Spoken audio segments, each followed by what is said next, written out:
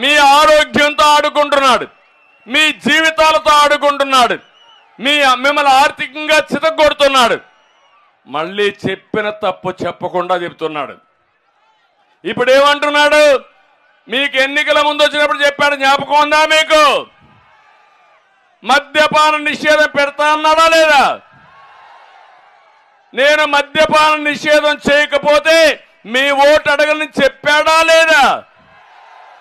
ఇప్పుడు ఆ మాట ఎత్తున్నాడా? ఓటు అడిగే హక్కుందా ఇతనికి? కాదు. మీరు రాబోయే 25 ఏళ్ళు తాగుతానే ఉండాలంట. 25,000 కోట్ల రూపాయలు అప్పు తెచ్చాడు. ఒకవేళ మగవాళ్ళు తాకపోతే బలవంతంగా తాగిస్తారు. బానిసత్వం అలవాటు చేసే మనస్తత్వం ఈ ముఖ్యమంత్రి అని చెప్పి కూడా నేను మీకు తెలియజేస్తున్నా.